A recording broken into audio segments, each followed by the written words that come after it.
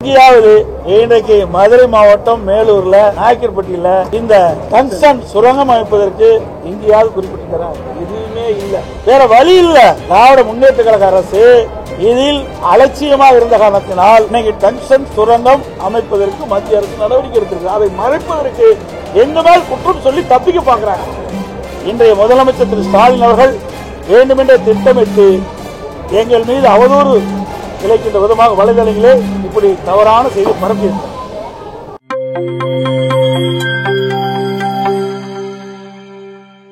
நேற்றைய தினம் மதுரை மாவட்டம் மேலூர் சட்டமன்ற தொகுதிக்கு உட்பட்ட நாயக்கர்பட்டி மற்றும் சுற்று வட்டாரத்தில் உள்ள கிராமங்களில் டங்ஸ்டன் சுரங்கம் அமைப்பதற்கு மத்திய அரசு ஒப்பந்த புள்ளி அறிவிக்கப்பட்டு இறுதி செய்யப்பட்டு அதன் விளைவாக அப்பகுதி மக்கள் ஆர்ப்பாட்டம் போராட்டம் நடத்தியதன் விளைவாக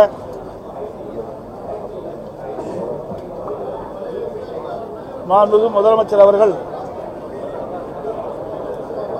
டங்ஸ்டன் சுரங்க ஏலத்தை ரத்து செய்ய வேண்டும் என்று ஒரு தனி தீர்மானத்தை சட்டமன்றத்தில் கொண்டு வந்து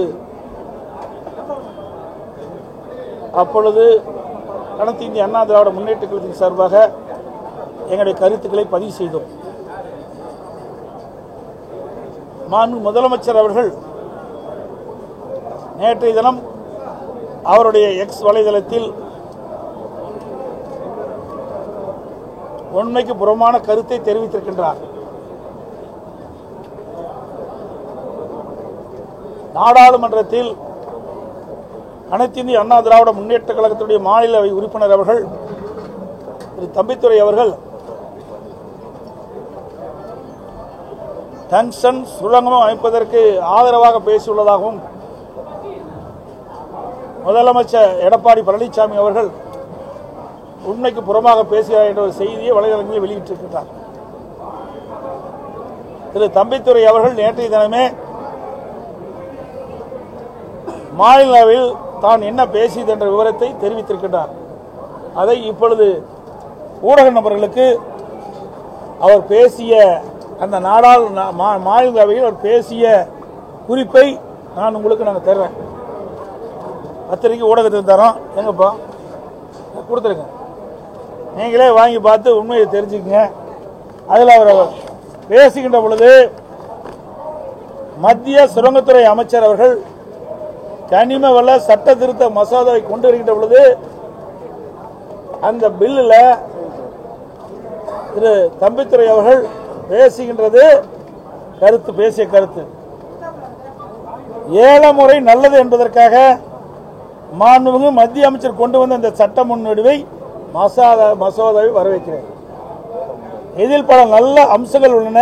ஏல முறையில் எந்த விதமான முறைகேடுகள் நடைபெறுவதற்கும் வாய்ப்புகள் இல்லை என்பதால் நாங்கள் ஏல முறையின் குத்தகை உரிமை வழங்குவதற்கான சிறந்த முறை, ஆதலால் அதை நாங்கள் வரவேற்கிறோம் சொல்றார். வேற எதுவுமே சொல்லல. அதுக்கு பிறகு நிறைய பேசுறார். இதற்கு முன் வழங்கப்பட்ட நிலக்கரி சுரங்கங்களில் முறைகேடு நடைபெற்றுள்ளன. இதெல்லாம் திரு தம்பித்துரை அவர்கள் அவையில் பேசினது. பல வழக்குகள் நிலுவையில் இருக்கின்றன, குறுக்கீடு. பல வழக்குகள் இன்னும் நிலுவையில் உள்ளன, குறுக்கீடு. நான் மத்திய அரசுக்கு கோரிக்கை விடுக்கின்றேன். இதற்கு முன்னுரிமை பெற்றவர்கள் பல்வேறு முறைகேடுகளை செய்துள்ளனர். அவ்வாறு முறைகேடுகள் செய்தார் மீது மத்திய அரசு தேவையான நடவடிக்கை எடுக்க வேண்டும் என்று நம்புகிறேன், குறுக்கீடு. நான் இங்கு மற்றொரு முக்கியமான விஷயத்தை குறிப்பிட விரும்புகின்றேன். தமிழ்நாட்டில் நெய்வேலி லிக்னைட் கார்ப்பரேஷன் உள்ளது, குறுக்கீடு. நேற்று அங்க என்ன நடக்கிறது என்று நான் கேள்வி எழுப்பினேன். அப்போது அமைச்சர் கூறினார், அதை மதிப்புக்குரிய அமைச்சருக்கு அனுப்பலாம் என்று, குறுக்கீடு. நான் அந்த அமைச்சரிடம் சுரங்கத்தினால் விவசாயிகள் பெரும் பாதிப்புக்கு உள்ளாகியுள்ளார் என்று கூறினேன், குறுக்கீடு. அவர்கள் நிலங்களை காக்க மத்திய அரசு மற்றும் மாநில அரசு விவசாயிகள் கோரிக்கை விடுத்துள்ளார்கள். ஏனெனில் அவர்கள் லிக்னைட் கார்ப்பரேஷன் கூடுதல் நிலங்களை கையகப்படுத்த முயற்சிக்கின்றார்கள். விவசாயிகள் அதற்கு மறுப்பு தெரிவித்து போராட்டம் நடத்துகின்றனர். அவர்கள் நெய்வேலி லிக்னைட் கார்ப்பரேஷனுக்கு எதிராக போராட்டம் நடத்துகிறார்கள் மற்றும் பல பிரச்சனைகள் உள்ளன. நான் மத்திய அமைச்சரை இந்த விவாதத்தில் உதவ முன்வர வேண்டும் என்று கோரிக்கை வைக்கின்றேன். நான் மேலும் ஒரு சில விவரங்களை இங்கு குறிப்பிட விரும்புகிறேன். தமிழ்நாட்டில் பல கனிம சுரங்கங்கள் உரிய அனுமதி என்று சுரண்டப்படுகின்றன. அந்த கனிமங்கள் கேரளா மற்றும் கர்நாடகா போன்ற அண்டை மாநிலங்களுக்கு கொண்டு செல்லப்படுகிறது. எடுத்துக்காட்டாக உரிய அனுமதியின்றி கனிம வளங்களை கேரளா மற்றும் கர்நாடகா போன்ற மாநிலங்களுக்கு கொண்டு செல்கின்றன. மணல் மாபியாக்கள் அங்கு இத்தகைய செயல் ஈடுபடுகிறார்கள் என்று மக்கள் கூறுகிறார்கள். எனவே நான் மத்திய அரசுக்கு கோரிக்கை விடுக்கின்றேன். இந்த குற்றச் செயலில் ஈடுபடுவதற்கு எதிராக நடவடிக்கை எடுக்க வேண்டும் என்று கோருகிறேன். இதுபோன்ற சட்டவிரோத கனிம சுரண்டல்கள் நடைபெறுவதால் மத்திய அரசு அவர்களுக்கு எதிராக உடனடி நடவடிக்கை எடுக்க கோருகிறேன். நான் மீண்டும் அமைச்சருக்கு கோரிக்கை விடுக்கின்றேன். விவசாய நலன் கருதி நெய்வேலி லிக்னைட் கார்பரேஷனில் நடக்கும் போராட்டங்கள் முடிவுக்கு கொண்டு வருவதற்கான நடவடிக்கைகளை மத்திய அமைச்சர் உடனடியாக எடுக்க வேண்டும் என்று கேட்டுக்கொள்கிறேன். இதன் அடிப்படையில் நான் இந்த மசோதாவை ஆதரிக்கிறேன். இதில் என்னங்க தப்பு? எங்கேயாவது இன்றைக்கு மதுரை மாவட்டம் மேலூர்ல நாயக்கர்பட்டியில் இந்த டங்ஸ்டன் சுரங்கம் அமைப்பதற்கு எங்கேயாவது குறிப்பிட்டிருக்கிறார்? எதுவுமே இல்லை. வேற வழி இல்லை. திராவிட முன்னேற்ற கழக அரசு இதில் அலட்சியமாக இருந்த காரணத்தினால் இன்னைக்கு டங்ஸ்டன் சுரங்கம் அமைப்பதற்கு மத்திய அரசு நடவடிக்கை எடுத்திருக்கு. அதை மறைப்பதற்கு எங்க மேல் குற்றம் சொல்லி தப்பிக்க பார்க்கிறாங்க. இது இந்திய அளவில் இந்த மசோதா கொண்டு வந்திருக்கிறாங்க, தமிழ்நாட்டுக்கு மட்டும் இல்ல. அப்ப கொண்டு வருகின்ற பொழுது ஒரு பொதுவான கருத்தை எங்களுடைய நாடாளுமன்ற சொல்லியிருக்காரு. இதற்கு முன்பு பார்த்தீங்கன்னா யூபிஏ ஐக்கிய முற்போக்கு கூட்டணி ஆட்சி அமைந்தது. யூபிஏ ஐக்கிய முற்போக்கு கூட்டணி ஆட்சி அமைந்திருக்கிறது. அப்பொழுது அவர்களுக்கு யார் வேண்டிப்பட்டவர்களோ அவர்களுக்கு இந்த கனிம சுரங்கத்தை கொடுத்தாங்க. அப்ப அரசாங்கத்துக்கு வருகின்ற வருவாயெல்லாம் போயிட்டது, பெரிய ஊழல் நடந்தது. அதற்கு பிறகு என்டிஏ அரசாங்கம் வந்த பிறகு அதை மாற்றி ஏல முறையில் கொண்டாந்தாங்க. ஏல முறையில் கொண்டு வருகின்ற பொழுது யார் வேணாலும் ஏலத்தில் கலந்து கொள்ளலாம். யார் அதிகமா ஏலத்தில் எடுக்கிறாங்களோ அவர்களுக்கு தான் அந்த உரிமை வழங்கப்படும். அப்போ அந்த வருவாய் அரசாங்கத்துக்கு வருது. இதை வரவேற்று பேசியதில் என்ன தவறு? அவர் பேசியிருக்கிறார். ஆனால் இன்றைய முதலமைச்சர் திரு ஸ்டாலின் அவர்கள் வேண்டுமென்றே திட்டமிட்டு எங்கள் மீது அவதூறு விளைக்கின்ற விதமாக வலைதளங்களே இப்படி தவறான செய்தி பரப்பியிருக்கிறார். அதோட நீங்க பாத்தீங்கன்னா இன்னொன்று,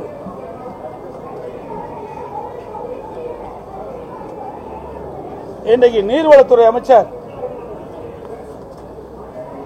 மத்திய அரசு கடிதம் எழுதியிருக்கிறார். அந்த கடிதத்தில் எங்களுக்கு கிடைக்கப்பட்ட தகவலின்படி அவர் எழுதிய கடிதம் மத்திய அரசுக்கு, மத்திய சுரங்கத்துறை அமைச்சருக்கு எழுதிய கடிதம் நீர்வளத்துறை அமைச்சர். இக்கடிதத்தில் அரிய வகை கனிமங்கள் ஏலமிடும் உரிமையை மாநில அரசுக்கே வழங்க வேண்டும் என்றுதான் கோரியுள்ளாரே தவிர அரிய வகை கனிமங்கள் ஏலமிடுவதை தடை செய்ய வேண்டும் என்றோ கனிம சுரங்கங்கள் விதிகள் திருத்த சட்டம் 2023 திரும்ப பெற வேண்டும் என்றோ குறிப்பிடவில்லை. மேலும் தமிழகத்தில் மதுரை மாவட்டத்தில் டங்ஸ்டன் சுரங்கம் அமையக்கூடாது என்று வலியுறுத்தல, எதையுமே சொல்லல. ஏற்கனவே மத்திய சுரங்கத்துறை அமைச்சகம் நாடாளுமன்றத்தில் ஒரு சட்ட மசோதா கொண்டு வராங்க. அப்போ அரிய வகை கனிமங்களை மத்திய அரசே குத்தகை கொட வேண்டும் தான், மத்திய அரசாங்கமே அந்த உரிமத்தை வழங்க வேண்டும் என்று தான் இந்த சட்டம் நிறைவேற்றப்படுது. அதை மாநில அரசு கேட்குது. அதுக்கு தான் கடிதத்தில் குறிப்பிட்டிருக்க. ஆனால் இதையெல்லாம் திரித்து மக்களிடத்தில் குழப்பத்தை ஏற்படுத்தி இவர்கள் செய்த தவறை மறுப்பதற்காக எங்கள் மீது அம்மாண்டமான குற்றச்சாட்டை முதலமைச்சர் வலைதளமாக வெளியிட்டது கண்டிக்கத்தக்கது. அதோட இருக்குதுப்பா, இன்னைக்கு பாத்தீங்கன்னா தேர்தல் அறிக்கையில்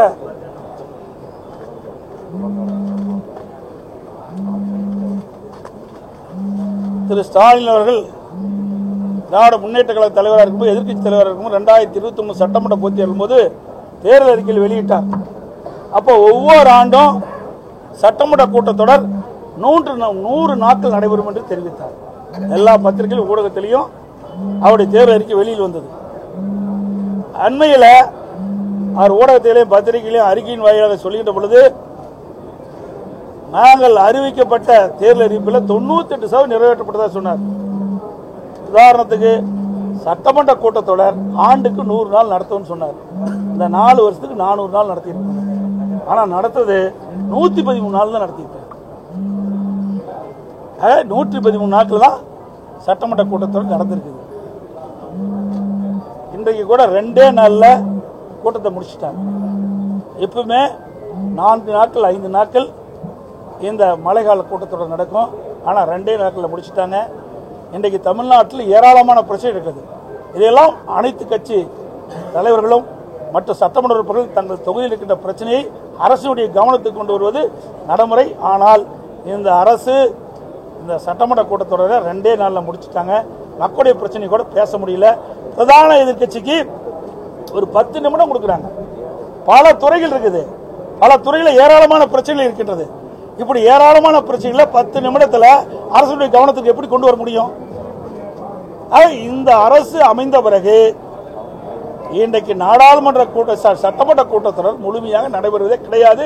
மக்களுடைய பிரச்சனையும் பிரதான எதிர்கட்சி பேசுவதற்கு வாய்ப்பு முழுமையாக கொடுப்பதில்லை. அடுத்தது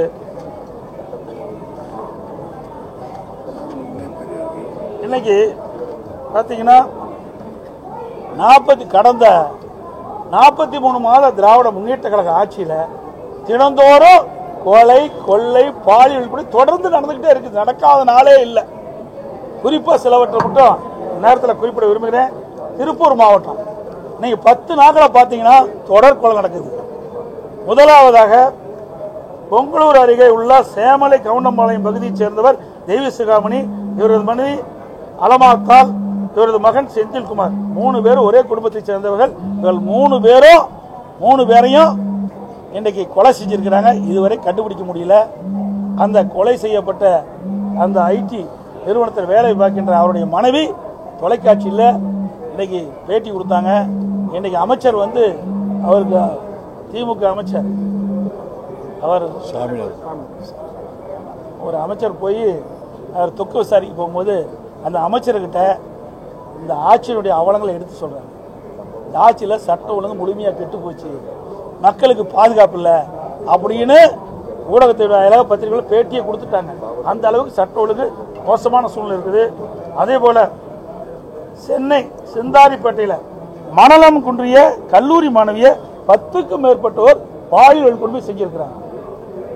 முறையான நடவடிக்கை எடுக்கல. வழக்கு கொடுக்க போனா அலக்களிக்கிறாங்க. அதே போல சென்னை அமந்தங்கரை சதாசிவம் மேத்தா சாலையில் உள்ள அடுக்குமாடி குரூப்பை சேர்ந்தவர் முகமது நவாஸ் 40 இவர் வாகனங்கள் வாங்கி விற்கும் தொழிலை செய்தார். இவரது மணி நாசியா கடந்த டிசம்பர் முதல் தஞ்சாவூரை சேர்ந்த 15 சிறுமி நாவாஸ் வீட்டிலே தங்கி வீட்டு வேலை செய்ய அந்த மாணவியும் அந்த குழந்தையும் கொலை செய்யப்பட்டிருக்கின்றாங்க. சென்னை அண்ணா நகரில் 10 வயது சிறுமிக்கு பாலியல் தொந்தரவு கொடுத்ததாக கடந்த மாதம் 30ஆம் தேதி அண்ணா நகர் அனைத்து மகளிர் காவல் நிலையத்தில் சிறுமியின் பெற்றோர் புகார் கொடுக்க சென்றாங்க. அனைத்து மகளிர் காவல் நிலைய போலீசார் வழக்கு பதிவு செய்து விசாரிப்பதில் அலட்சியம் காட்டுவதாக குற்றச்சாட்டு எழுந்து இது குறித்து சிறுமியின் பெற்றோர் கேட்டபோது அவளை போலீசார் எச்சரிக்கை கொடுத்து அனுப்பிச்சிட்டாங்க. இந்நிலையில் இந்த வழக்கு கோயம்பேடு அனைத்து மகளிர் இன்ஸ்பெக்டர் உமா மகேஸ்வரி மாற்றப்பட்டது. இதனைத் தொடர்ந்து 7 வயது சிறுவனை அன்றே கைது செய்தனர். இந்த வழக்கு தொடர்பாக மேலும் 35 தண்ணீர் கேன் மட்டும் ஒரு சம்பந்தப்பட்ட செய்தியில் தெரிவிக்கின்றன. இவ்வழக்கை சென்னை உயர்நீதிமன்றம் தானாக விசாரணைக்கு எடுத்துக் கொள்ளப்பட்டது. சிபிஐ விசாரணைக்கு உத்தரவிட்டது. சம்பந்தப்பட்ட குற்றவாளிக்கு தண்டனை வாங்கியதற்கு பதிலாக இந்த அரசு உச்சநீதிமன்றத்தில் மேல்முறையீடு செஞ்சது. இது எந்த விதத்தில் நாங்க பாலியல் வன்கொடுமை செய்தவருக்கு ஆதரவாக செயல்படுற அரசு இந்த அரசு. பாலியல் வன்கொடுமை தடுக்கிறதுக்கு பதிலாக பாலியல் வன்கொடுமையில் ஈடுபட்டவர்களுக்கு ஆதரவாக இருக்கின்ற அரசு இப்படி நிலைமை இருந்தா எங்க பாலியல் வன்கொடுமை தடுக்க முடியும்? இதுதான் இந்த அரசனுடைய சட்ட ஒழுங்கு சீர்குலைக்கு காரணம். அதோட நீங்க பாத்தீங்கன்னா தமிழ்நாட்டில் போதைப் பொருள் நடமாட்டம் அதிகரிச்சிருக்கு. நான் 2.5 ஆண்டு காலமா தொடர்ந்து சொல்லிட்டு இருக்கிறேன். நம்முடைய ஊடகத்தின் வாயிலாக சொல்றேன், பத்திரிகையின் வாயிலாக சொல்றேன், அறிக்கையின் வாயிலாக சொல்றேன், சட்டமன்றத்திலையும் சொல்லிட்டு இருக்கிறேன். இந்த அரசாங்கம் 43 மாத காலத்தில் இந்த போதைப் பொருள் தடுப்பை முழுமையாக செய்யாத காரணத்தினால் எங்க பார்த்தாலும் கஞ்சா மற்றும் பல்வேறு போதைப் பொருட்கள் விற்பனை அமோகமாக நடைபெற்றுக் கொண்டிருக்கிறது. இதனால் இளைஞர்கள் மாணவர்கள் கடுமையாக பாதிக்கப்பட்டிருக்கிறாங்க. இன்றைக்கு முதலமைச்சரே சொல்றார், என்ன போதையின் பாதையில் செல்லாதீர்கள். யாரு முதலமைச்சர்? ஊடகத்தின் வாயிலாக செய்தி வெளியிடுறார். நான் ஏற்கனவே 2.5 ஆண்டுக்கு முன்பே எச்சரிக்கை விடுத்தேன். இந்த அரசு எச்சரிக்கையோடு விழிப்போடு இருந்து எதிர்க்கட்சி சொல்லுவதை கவனத்தில் எடுத்துக்கொண்டு இந்த போதைப் பொருள் நடமாட்டத்தை கட்டுப்படுத்துவதற்குரிய நடவடிக்கை எடுத்திருந்தா முதலமைச்சர் வேண்டுகோள் விட வேண்டிய அவசியமே இல்லை. முதலமைச்சரே ஒத்துக்கிறார், தமிழகத்தில் போதைப் பொருள் விற்பனை இருக்கின்றது. முதலமைச்சருடைய வேண்டுகோளின் மூலம் இது வெளிச்சத்துக்கு வந்துட்டது. இரண்டாவது, இந்த போதைப் பொருளால் இளைஞர்களும் மாணவர்களும் பாதிக்கப்படுறாங்க. இந்த போதைக்கு அடிமையாகாதீங்க அப்படின்னு முதலமைச்சரே வேண்டுகோள் இருக்கின்ற அளவுக்கு இன்றைய ஆட்சி இன்றைக்கு மோசமாக ஒரு நிலைக்கு தள்ளப்பட்டு விட்டது என்பதை நேரத்தில் தெரிவிக்கிறேன். அது மட்டும் இல்ல, சென்னை உயர்நீதிமன்றம் இனியும் இந்த அரசு போதைப் பொருள் நடமாட்டத்தை தடுக்காவிட்டால் நீதிமன்றமே தலையிட்டு குழு அமைத்து நடவடிக்கை எடுக்கும் சொல்லிட்டாங்க. அந்த அளவுக்கு இந்த ஆட்சியில போதைப் பொருள் நடமாட்டம் அதிகரித்திருக்கு. சட்ட ஒழுங்கு அடியோடு சீர்கெட்டு போச்சு. பெஞ்சல் புயல் இன்னைக்கு ஏற்கனவே இந்திய வானிலை நிலையம், இந்திய வானிலை ஆய்வு மையம் 5 மாவட்டத்துக்கு ரெட் அலர்ட் விட்டுட்டாங்க. ரெட் அலர்ட் விட்ட உடனே அரசாங்கம் முன்னெச்சரிக்கை நடவடிக்கை எடுக்கணும். அதுக்கு தான் ரெட் அலர்ட்டை வெளியிடுறாங்க. ஆனா இந்த அரசு அலட்சியமா இருந்த காரணத்தினால தென்பெண்ணை ஆற்றில் நீர் நிரம்பி இரவு அதிகாலை 2ஆம் தேதி அதிகாலை 2:45 சொல்லி 3 மணிக்கு திறந்து விட்டாங்க. தென்பெண்ணை ஆற்று வெள்ளப்பெருக்கு வந்து கள்ளக்குறிச்சி மாவட்டம், விழுப்புரம் மாவட்டம், கடலூர் மாவட்டம் கரையோரம் நூற்றுக்கணக்கான ஏக்கர் இருக்கிற அந்த குடியிருப்புகள்லாம் வெள்ளம் சூழ்ந்து கடுமையாக பாதிக்கப்பட்டுட்டாங்க. அதோட தென்பெண்ணை ஆற்றினுடைய தாழ்வான பகுதியில் இந்த வெள்ள நீர் சென்று விழுப்புரம், கடலூரில் இருக்கிற அந்த நகரப்பகுதியில் இருக்கின்ற மக்கள்லாம் குடியிருப்புகளை வெள்ளம் போந்து வெளியே வர முடியாத ஒரு சூழ்நிலை ஏற்பட்டது. இதற்கு காரணம் இந்த அரசாங்கம் முன்னெச்சரிக்கை நடவடிக்கை எடுக்க தான் காரணம். அதோட ரெட் அலர்ட் விட்ட உடனே அதிக மழை பொழிவுன்னு ரெட் அலர்ட் விட்டாச்சு. உடனே அரசாங்கம் இன்றைக்கு வெள்ள நீர் குடியிருப்புகளை சூழ்ந்தா அந்த மக்களுக்கு தேவையான பாதுகாப்பு கொடுக்கணும். அந்த மக்கள் தங்குவதற்கு நிவாரண முகாம் அங்கே அமைக்கப்படணும். அது விழுப்புரத்தில் அமைக்கல, கடலூரில் அமைக்கல. அது பாதிக்கப்பட்ட மக்களுக்கு உணவு தயாரித்து கொடுக்கணும். மேடான பகுதியில் அதெல்லாம் ஏற்பாடு பண்ணணும். அதுவும் கொடுக்கல. அப்படி கொடுக்காத காரணத்தினால்தான் விழுப்புரம் மாவட்டத்தில் விரும்பத்தகாத சம்பவங்கள் நிறைய நடந்தது. அமைச்சர்லாம் போய் பார்க்கின்ற பொழுது உணவு கிடைக்கல, தண்ணி கிடைக்கல, சாலை மறியல் பண்ணாங்க. எல்லா ஊடகத்திலும் வந்தது. இதற்கு காரணம் இந்த ஆட்சியில் சரியாக திறமையாக செயல்படாத காரணத்தினால் புயல் வெள்ளத்தால் மக்கள் கடுமையாக பாதிக்கப்பட்டிருக்கிறாங்க. அதோட இன்றைக்கு அந்த கனமழையின் போது தென்பெண்ணை ஆற்றில் வெள்ள நீர் விவசாய விலங்குகள் எல்லாம் புகுந்து அந்த வேளாண் பயிர்கள்லாம் கடு சேதமடைஞ்சிருக்குது. இந்த சேதமடைந்த இந்த பயிர்கள்லாம் முறையாக கணக்கிட வேணும். எந்த விவசாயி விடுபடக்கூடாது. கடந்த காலத்தில் திராவிட முன்னேற்ற கழக ஆட்சியில் டெல்டா மாவட்டத்தில் கடந்த ஆண்டு முழுமையாக விவசாயிகள் கணக்கிட்டு, பாதிக்கப்பட்ட விவசாயிகள் கணக்கிட்டு நிவாரணம் கொடுக்கல. அது மாதிரி இல்லாமல் இந்த உரிய அதிகாரிகள் கண்காணிப்போடு எங்கெங்கெல்லாம் பாதிக்கப்பட்டிருக்கிறோம் இந்த புயல் வெள்ளத்தால் விவசாயிகள் எங்கெங்கெல்லாம் பாதிக்கப்பட்டாங்களோ அதெல்லாம் கணக்கிட்டு முழுமையான நிவாரணம் கொடுக்க வேணும். அதோட வெள்ளம் வருகின்ற பொழுது விளைநிலங்களெல்லாம் மண் சேர் வந்து அப்படியே படிச்சுட்டு அந்த சேரையெல்லாம் அகற்றுவதற்கும் நிதி இந்த அரசு கொடுக்கணும். வீடுகளில் குடியிருப்புகளை தண்ணி பூந்துடுது. அதில் இருக்கிற பல உடைமைகள் சேதமடைஞ்சிட்டு அதற்கு தேவையான உதவிகளை இந்த அரசு செய்ய வேண்டும் என்று வலியுறுத்துறோம். அதோட பாதுகாக்கப்பட்ட வேளாண் மண்டல விவகாரத்திலும் ஒரு தவறான இன்னைக்கு இந்த விவகாரத்திலையும் முதலமைச்சரே வந்து ஒரு தவறான செய்தி போடுறாரு. நீங்க வந்து குற்றம் என்ன தவறான செய்தி சொல்லுங்க. நேற்று தம்பிதுரை அவர்கள் பேசின விஷயத்தை திருச்சி போட்டாங்கன்னு சொல்றீங்க. இந்த மாதிரி அதிமுகவுக்கு எதிராக ஒரு தவறான செய்தி பரப்புறது வேற வழி இல்லை. நிர்வாக கோளாறு, திறமையற்ற முதலமைச்சர், பொம்மை முதலமைச்சர், எதுவுமே தெரியாத நாட்டை ஆண்டு கொண்டிருக்கின்றார். தவறான செய்தி கொடுத்து அரசியல் ஆதாயம் தேட முயற்சிக்கிறார். உண்மையிலேயே ஒரு நல்ல அரசாங்கம் நடத்துகின்ற முதலமைச்சராக இருந்தால் உண்மை செய்தி வெளியிட வேணும். அத்தனையும் பொய் செய்தி. நாங்கள் தான் தெளிவாக கொடுத்துட்டோம். உங்களுக்கு என்ன பேசுறான்னு நாடாளுமன்றத்தில் திரு தம்பிதுரை அவர்கள் என்ன பேசுறான்னு அதில் இருக்குல்ல, அதுக்கு மாறாக தானே கொடுக்குறாரு. அவருடைய அலட்சியத்தால் டங்ஸ்டன் சுரங்கம் வந்து இன்னைக்கு நாயக்கர்பட்டியில் வருவதற்காக இந்த அரசாங்கம் நான் ஏற்கனவே தெளிவுபடுத்தேன். நேற்றையே நான் சொல்லியாச்சு. மீண்டும் அதுக்குள்ளே போகக்கூடாதுன்னு நினைக்கிறேன். ஏன்னா 2024 பிப்ரவரி மாதமே டங்ஸ்டன் சுரங்கம் அமைப்பதற்கு மத்திய சுரங்க அமைச்சகம் ஒப்பந்தம் வெளியிட்டு 2011 மாதம் ஒப்பந்தம் இறுதி செய்யப்பட்டு தனியார் கொடுத்துட்டாங்க. அப்போ 10 மாத காலமாக திராவிட முன்னேற்ற கழக அரசு ஏன் நடவடிக்கை எடுக்கும்? மதுரை மாவட்டம் மேலூர்ல நாய்க்கர்பட்டியில் டங்ஸ்டன் சுரங்கம் அமைப்பதற்கு ஏழை விட்டாச்சுல்ல, 10 மாதம் இருக்குல்ல இடைவெளியில. 10 மாதத்துல மத்திய அரசுக்கு இங்க இருக்கின்ற மக்கள் பாதிக்கப்படுகிறார் என்று கோரிக்கை வச்சிருந்தா நிறைவேற்றிருப்பாங்க. ஆனா மக்கள் போராட்டம் செஞ்ச காரணத்தினாலதான், வேற வழி இல்லாத முதலமைச்சர் அவர்கள் பாரத பிரதமர் கடிதம் எழுதுகிறார். அந்த கடிதத்திற்கு அன்றைய தினமே அங்கே சுரங்கத்துறை மத்திய சுரங்கத்துறை அமைச்சகம் பதில் வெளியிட்டது, எக்ஸ் வலைதளத்தில் வெளியிட்டது. நாங்கள் ஒப்பந்தம் வெளியிட்டு 10 மாத காலமாக நீங்கள் எந்த கோரிக்கையும் வைக்கவில்லை, அப்படி எக்ஸ் வலைதளத்தில் வெளியிட்டாங்க. அப்படின்னா இந்த ஆட்சியில ஏதோ நடக்குது. 10 மாத காலம் இடைவெளி இருக்கின்ற பொழுது யாருக்கு உதவ வேண்டும் என்பது தெரியல.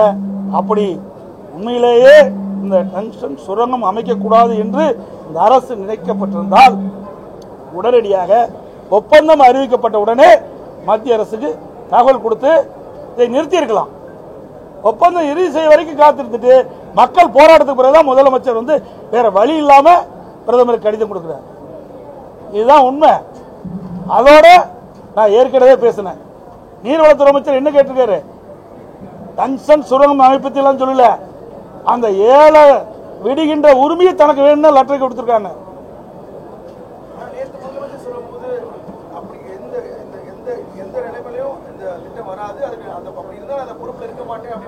வேற வழி இல்லையே, அப்படித்தானே சொல்லி ஆகணும். வேற என்ன பதில் சொல்ல போறாரு? செஞ்சது பூரா தவறு, மக்கள் விழிச்சுக்கிட்டாங்க, வீதிக்கு போராட்டம், மக்கள் கொதிச்சுட்டாங்க, அதை சரி செய்ய வேணும்னா இப்படித்தான் பேசி ஆகணும். வேற வழி என்ன? நல்லது ஆதாரப்பூர்வமா நான் பேசுறேன். எல்லாமே அவர்கள் செய்த தவறு. உடனுக்குடன் அதற்கு தக்க தீர்வு கண்டிருந்தால் இந்த பிரச்சனை ஏற்பட்டிருக்காது.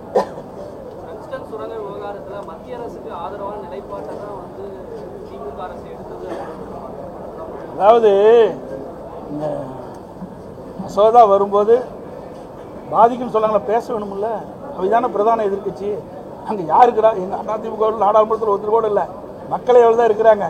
அதுவுமே அந்த பில்ல ஒரு பார்த்து தான் பேசுறாரு. என்னன்னா, ஏற்கனவே இந்த அரசாங்கம் பாத்தீங்களா, அந்த அரசாங்கத்தில் இன்னைக்கு அதுக்கு முந்தி இருந்த யூபிஏ